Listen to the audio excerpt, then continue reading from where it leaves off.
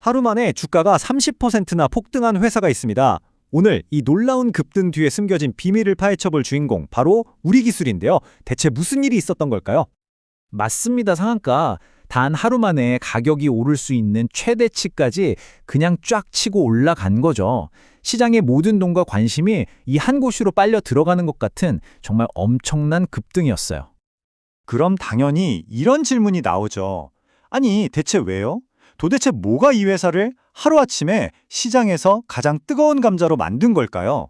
자, 지금부터 그 이유를 하나하나 까보겠습니다. 이 모든 미스터리의 한가운데 바로 우리기술이라는 회사가 있습니다.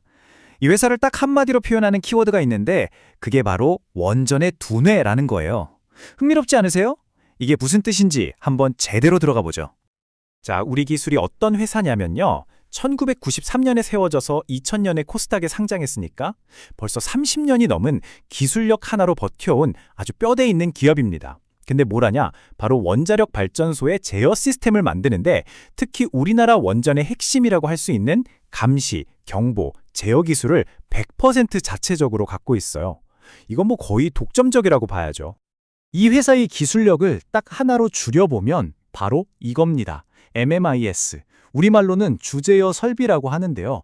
이게 뭐냐면 말 그대로 원자력 발전소의 두뇌이자 중추신경계 역할을 하는 핵심 시스템이에요. 발전소의 모든 걸 실시간으로 들여다보고 통제하는 그야말로 컨트롤 타워인 셈이죠. 근데 진짜 놀라운 건요. 우리 기술이 이 MMIS 기술을 자체적으로 개발한 전 세계에서 딱 네 번째 회사라는 사실이에요. 미국, 프랑스, 일본, 그리고 바로 대한민국. 우리의 기술이 이름을 올린 겁니다. 이게 뭘 의미하겠어요? 그냥 국내용 회사가 아니라 세계 무대에서 어깨를 나란히 하는 기술 강자라는 거죠. 자, 그럼 이렇게 대단한 기술력을 가진 회사가 왜 하필 지금 이렇게 시장에 폭발적인 관심을 받게 됐을까요? 여기에는 마치 퍼펙트 스톰처럼 세 가지 핵심적인 이유가 정말 절묘하게 맞아떨어졌습니다. 상한가를 만들어낸 세 가지 요인, 바로 첫째, 강력한 정부 정책, 둘째, AI 시대가 불러온 새로운 전력 수요, 그리고 마지막으로 시장을 휩쓴 원전 테마입니다. 하나씩 볼게요. 먼저 정부가 신한울 3, 4, 5기 같은 국내 원전 추가 건설을 공식화했죠. 여기에 다들 주목하고 있는 수십조 원짜리 체코 원전 수출 계약이 거의 눈앞에 왔다는 기대감이 아주 최고조에 달했어요. 두 번째는 AI입니다. AI, 데이터 센터, 이게 요즘 전기를 먹는 하마거든요. 24시간 안정적으로, 그것도 엄청난 양의 전기를 공급해야 하는데 여기서 원자력이, 특히 차세대 기술인 SMR, 소형 모듈 원전이 강력한 대안으로 떠오른 겁니다.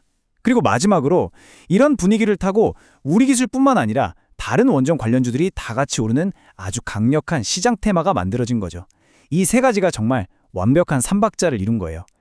하지만 여러분, 이렇게 뜨거운 기대감만 보고 모든 걸 판단할 순 없겠죠? 자, 이제 한 발짝 뒤로 물러나서 이 장밋빛 전망이랑 회사의 진짜 성적표를 한번 냉정하게 비교해볼 시간입니다. 일단 투자자들이 왜 이렇게 열광하는지부터 보죠. 정책 모멘텀 별 5개 만점입니다. 기술력 확실하죠. AI랑 엮이는 중장기 성장 스토리, 이것도 너무 매력적이에요. 이것만 보면 와, 주가 오를 만하네 싶죠. 자, 그런데 바로 현실을 한번 보시죠. 연매출은 한 500억 원 정도 되고요. 2020년부터 흑자는 꾸준히 내고 있어요. 나쁘지 않죠? 그런데 이걸 보세요. 주가 수익 비율, 그러니까 PER이 90배가 넘습니다. 와, 이게 무슨 뜻이냐면요. 지금 버는 돈에 비해서 주가가 90배 넘게 비싸다는 거예요. 바로 이 지점에서 기대와 현실 사이에 어마어마한 틈이 보이기 시작하는 거죠. 그렇다면 우리는 이 상황을 어떻게 봐야 할까요?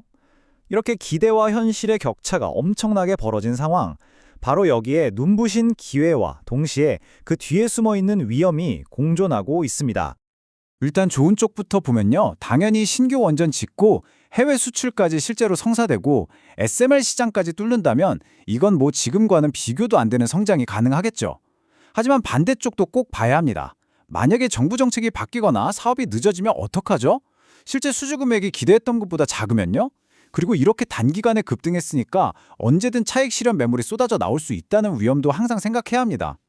자, 그럼 이 모든 내용을 싹 정리해서요. 우리가 앞으로 뭘 가장 중요하게 체크해야 하는지 핵심 포인트를 딱 짚어드리겠습니다.